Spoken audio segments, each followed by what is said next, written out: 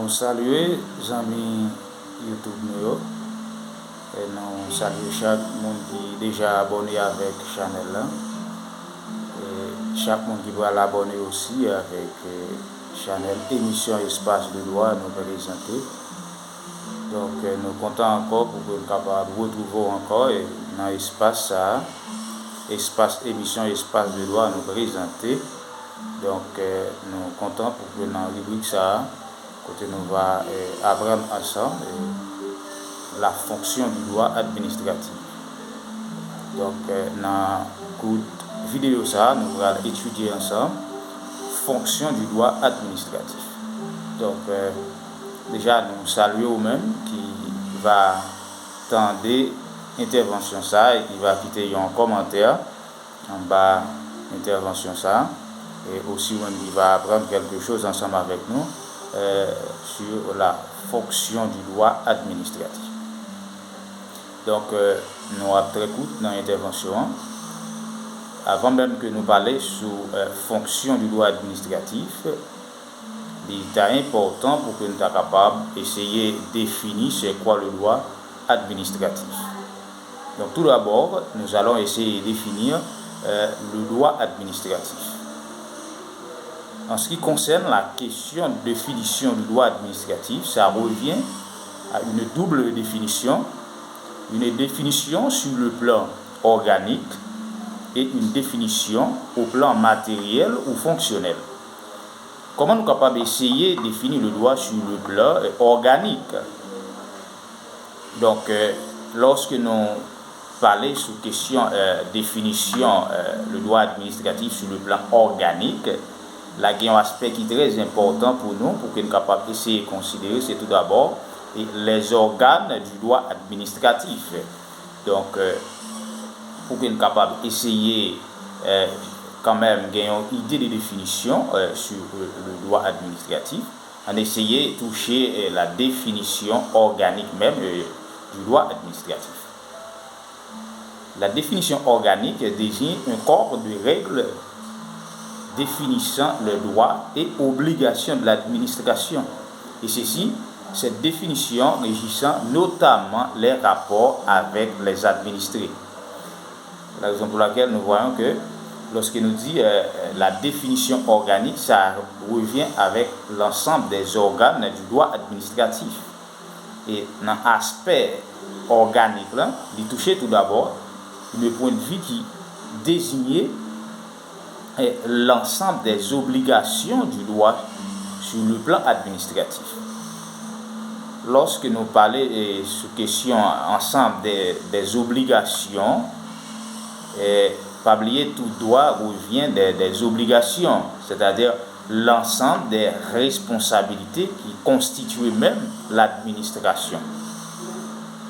Et dans quelques autres interventions, nous allons gagner pour nous présenter, nous allons toucher aspect public du droit administratif et nous allons essayer de gagner beaucoup plus de connaissances sur question aspect public.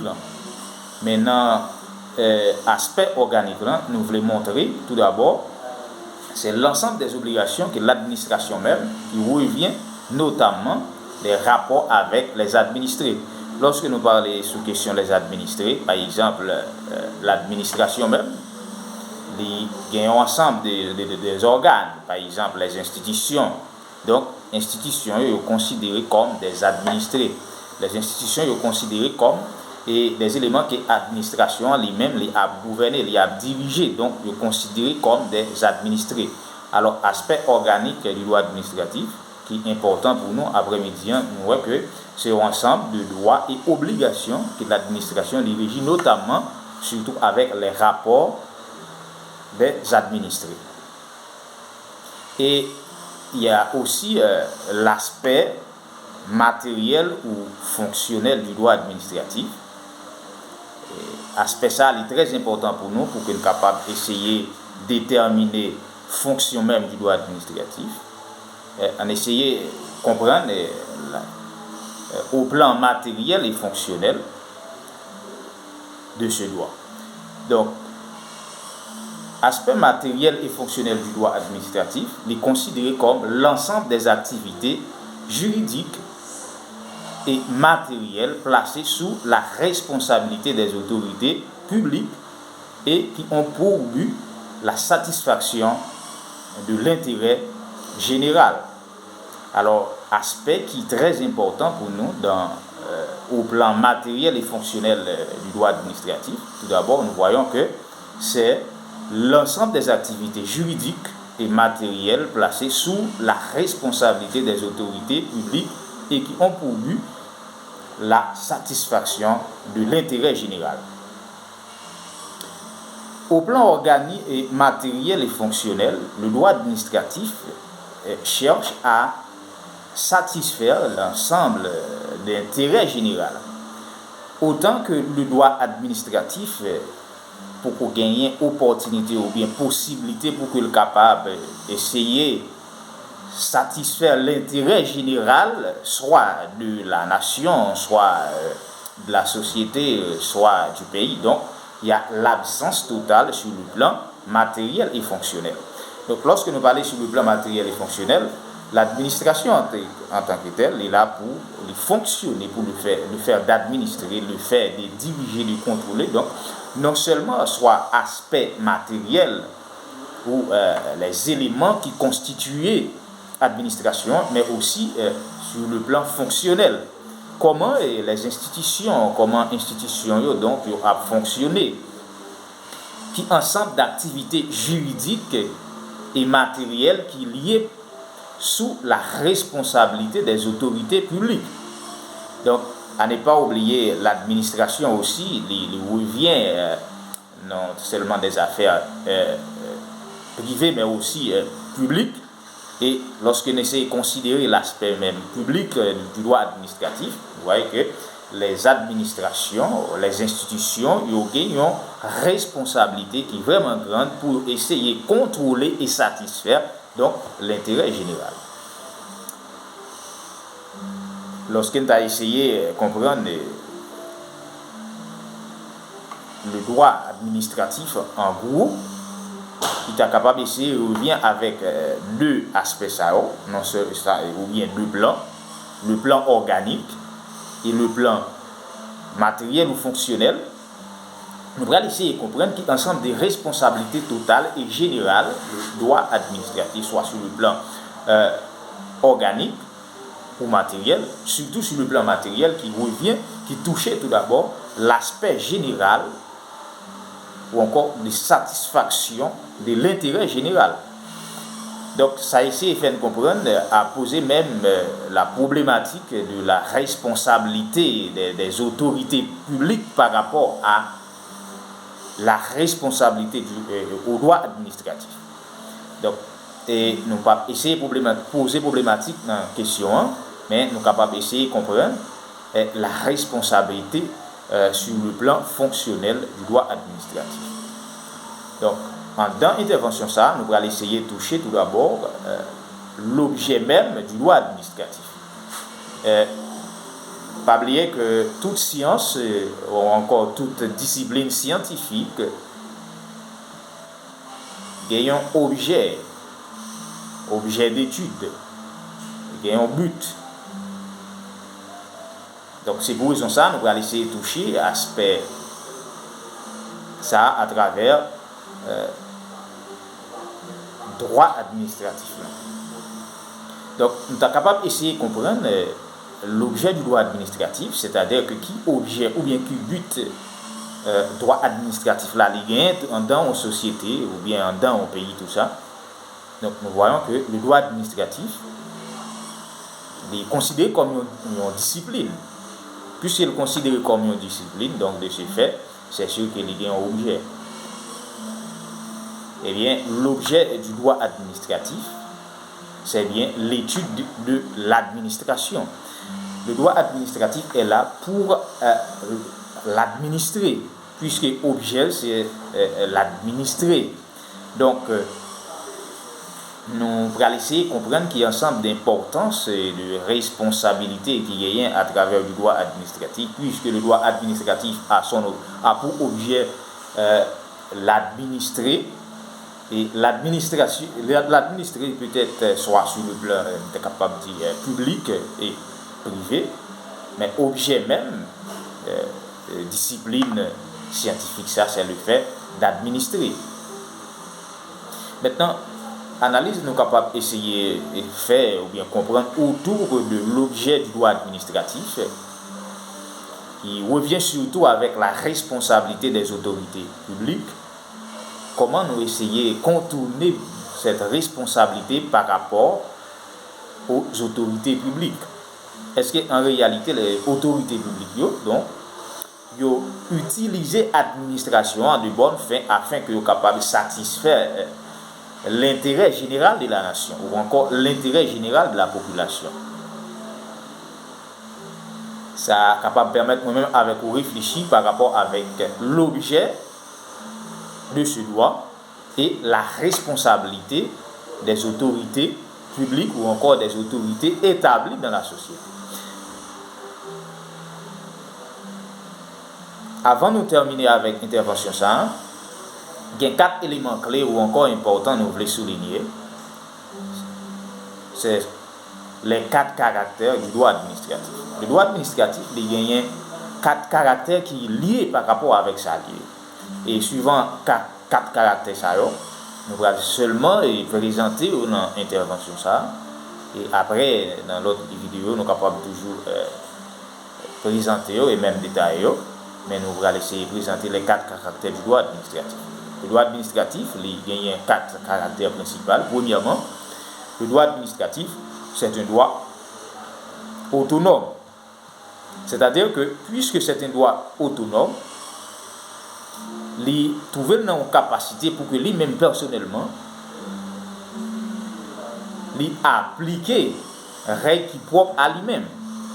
Le droit administratif, il y a un ensemble de règles qui sont propres à lui-même pour pouvoir administrer les institutions. Donc, automatiquement, nous dévier aspect ça, qui c'est l'autonomie du droit administratif. Donc, nous dévier plan, nous dévier objectif, nous dévier but en tant que tel que le droit administratif lui-même lui possédé.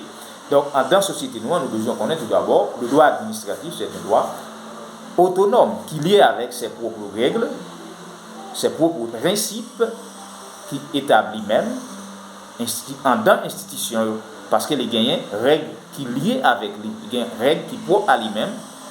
C'est pour raison ça nous déclarer donc c'est un droit qui est autonome.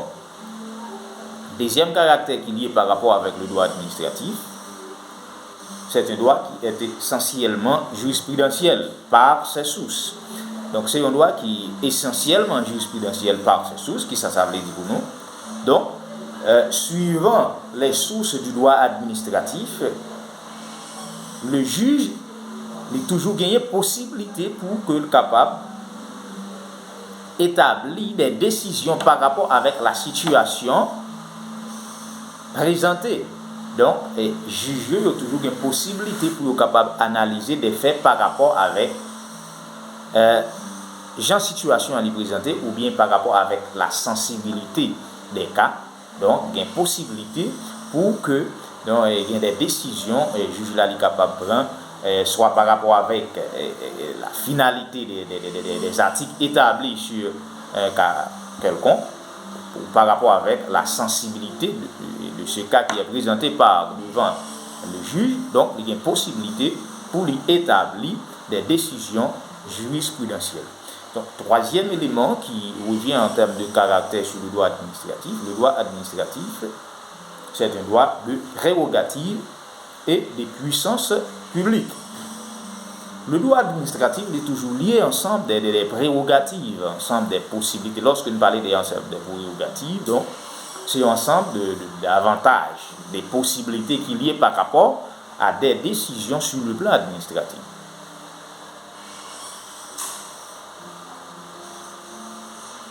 Le droit administratif est favorable à l'administration en lui reconnaissant des droits importants dans ses rapports avec les administrés.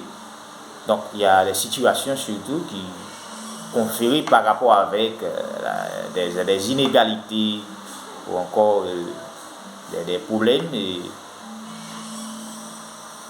fictifs qui existaient dans la société. Donc, le droit administratif, il y a possibilité pour que nous capables toujours lier des possibilités ou bien des prérogatives ou bien des privilèges dans des cas qui présentés par rapport avec le droit administratif. Quatrième caractère nous va considérer, c'est bien le droit administratif. C'est un droit de suggestion de puissance publique. Donc, l'administration lui permet que puissance publique là, est capable de suggérer par rapport avec le sens du fait qui est présenté et même réduire ses droits par rapport avec des limites et ses actions aussi présentées. Donc, la puissance publique ou bien Vos Populus là, il y a possibilité pour que les juges de l'administration pour qu'ils soient capables d'analyser des faits dans la société, puisque le droit administratif est là pour contrôler les affaires de la société, les institutions même de la société, la vie nationale. Donc, il est lié toujours avec des suggestions par la puissance publique. Dans l'intervention, ça, nous les présenter pour vous, tout d'abord, et nous très clair dans l'intervention pour nous être capables d'étudier ensemble le droit administratif, ça et sa fonction. Nous avons une fonction du droit administratif là, il était là pour que le capable administrer tout d'abord, ou bien objet tout d'abord, c'est le fait d'administrer. Et nous avons dans l'administration, nous avons le droit administratif est présenté sur le plan organique et sur le plan matériel ou fonctionnel. Et nous devons présenter les 4 critères du droit administratif. Et ensemble d'intervention, ça est capable de nous une orientation par rapport avec la responsabilité des autorités établies dans la société. Est-ce que l'autorité, dans la réalité, établit vraiment les principes qui régissent l'administration, puisque l'administration c'est une discipline autonome, il y a propre règles, propre principe qui définit sa liée. Donc, est-ce que dans la réalité, nous sommes sur la bonne voie dans l'application des principes établis par l'administration pour pouvoir avoir une bonne société ou encore une société qui marche vers l'avant. Donc, nous sommes contents pour que nous soyons capables d'essayer de réfléchir sur la fonction du droit administratif. Dans l'intervention, ça, nous allons rencontrer encore dans une autre vidéo pour une autre émission, toujours à caractère du droit. Donc, comme ça, nous allons rencontrer encore dans l'autre intervention. Au revoir, nous allons rencontrer encore.